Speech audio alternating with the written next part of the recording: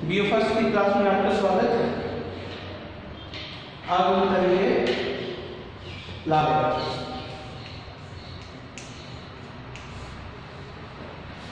किसी भी वस्तु के निर्माण के दौरान उस पर जो भी खर्चा हुआ उसकी लागत को अपने दो टाइप से देखते हैं, अल्पकालीन और दीर्घकालीन। अल्पकालीन लागत तीन प्रकार की होगी, टीसी कुल लागत, एसी औसत लागत और एमसी सीमांत लागत।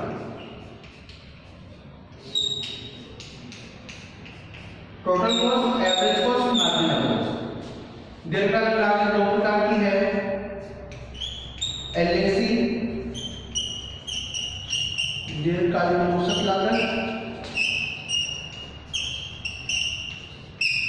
और एलएलसी दीर्घकालीन सीमांत लागत। ये लागत की रूपरेखा है अपने पास। सबसे पहले कुल लागत।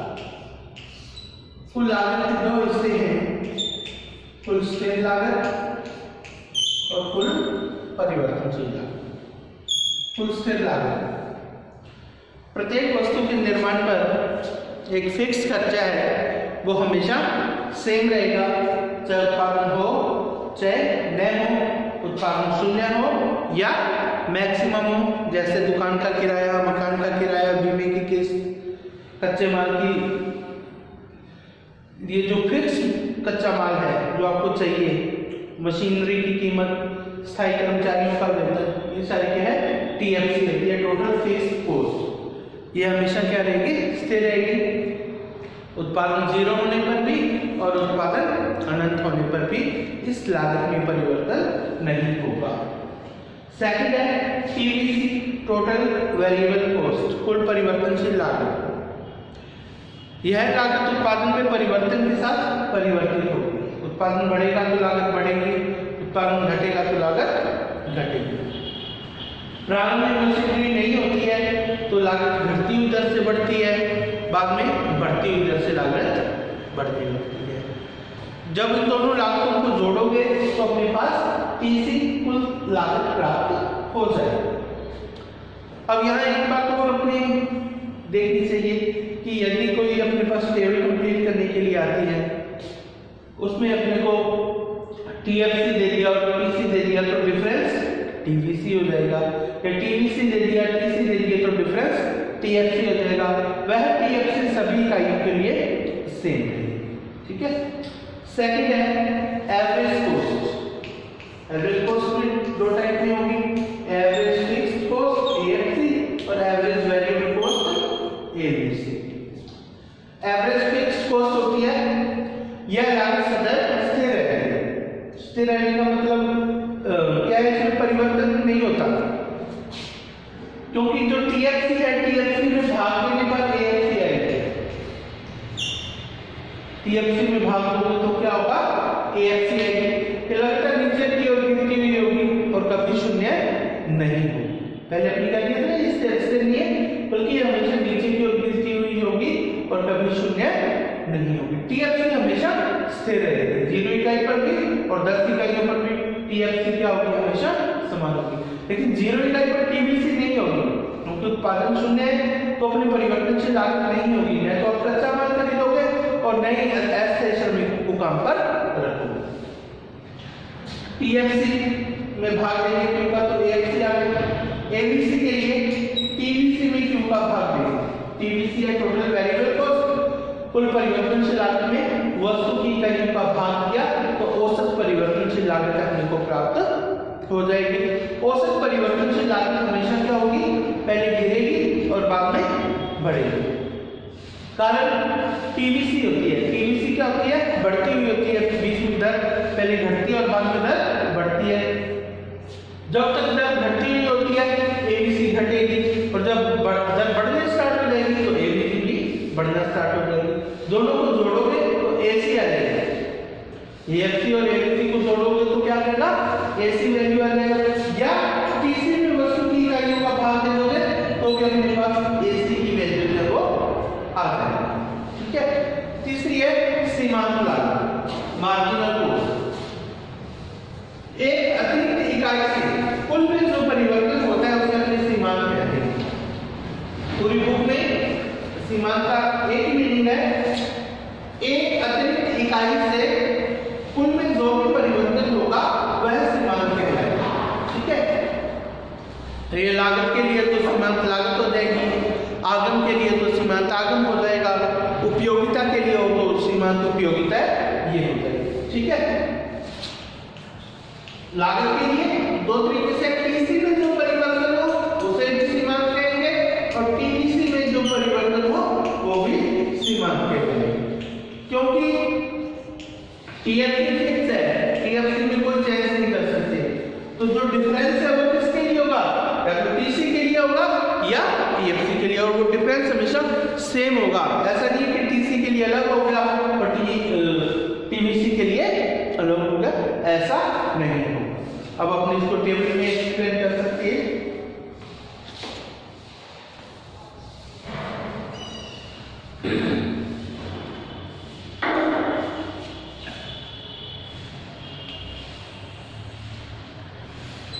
टीएफसी कोई भी एक वैल्यू या दो वैल्यू दी हो तो अपन पूरी टेबल फाइंड कर सकते हैं। टीवीसी दोनों को जोड़ा तो टीसी, एएफसी, अगर दूसरे में एएफसी दे दिया तो टीएफसी भी क्या हो जाएगा, क्योंकि एएफसी को इकाई में गुणा करोगे तो उसकी टीएफसी वो फाइंड हो जाएगा। एबीसी, एसी और एमसी। उत्पादन,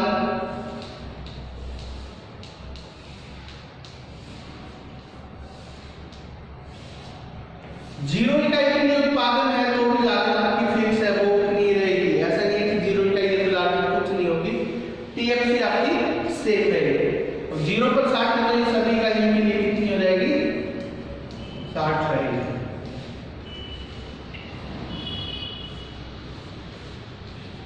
अब अपने अपनी सुविधा के लिए सीमांत लागत बनाएंगे। पहले सीमांत लागत क्या होती है, घटती हुई, फिर बढ़ती हुई लागत। ठीक है, पहले सीमांत लागत को घटा दो और बाद में बढ़ती हुई बना लो। ये अपनी सुविधा के लिए टेबल बना रहे हैं, बाकी एग्जाम में जो भी टेबल आएगी उसके अकॉर्डिंग अपनी वर्क करना है। तो जीरो इकाई के लिए जीरो, टीवीसी में जोड़ते जाओ, 30, 50, 60, 70, 90, 120, 160, 210, 270। ठीक है, इन दोनों को जोड़ा तो टीसी 60, 90, 110, 120, 130, 150, 180, 220, 270 और 330। यानी कि अगर एमसी दिया है तो उसको जोड़ेंगे टीवीसी आ जाएगा। 30, 30, 30 और 20, 50 और 10, 60 और 10 आ गया। या जीरो यूनिट पर टीवीसी कितनी लिख लोगे आप, जीरो, और टीसी 60 प्लस 0 60। अब इसको एमसी को जोड़ते चलो, 60 और 30 90, 110, 10, 30, ये वही फॉर्म बन जाएगा। इनका डिफरेंस लोगे तो एमसी आ जाएगा, उसी को जोड़ोगे तो टीसी और टीवीसी वो अपने को ज्ञात हो जाएगा। एएफसी के लिए टीएफसी में भाग देंगे, 60 में 1 का, 60 में 2 का, 60 में 3 का, 60 में 4 का, 60 में 5 का, 60 में 6 का, 60 में 7 का, 60 में 8 का, 7 और 56, 40, 7 में 35 के नोट चुका 54। एबीसी के लिए टीवीसी में भाग दे दोगे, 30 में 1 का, 60 में 2 का, पहले 30 में 1 का, 50 में 2 का, 60 में 3 का, 70 में 4 का, 90 में 5 का, 120 में 6 का, 160 में 7 का,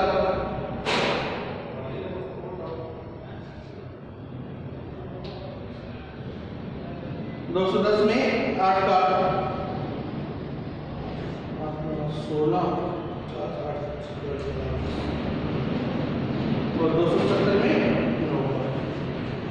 दोनों को जोड़े हुए तो तीसरी आ जाएगा 90, 55, 40, 32, 5, 30, 30.5, 33.7 और 36.6। इस तरीके से अपनी टेबल को कंप्लीट होता है।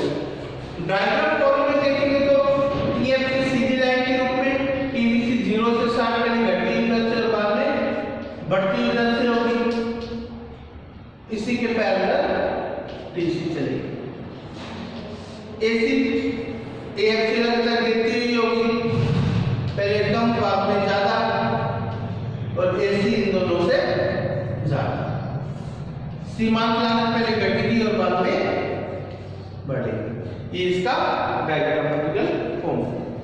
इसको आप ढंग से देख लो, ये हमने पढ़ा क्वेश्चन है 16 नंबर में, हर हालत में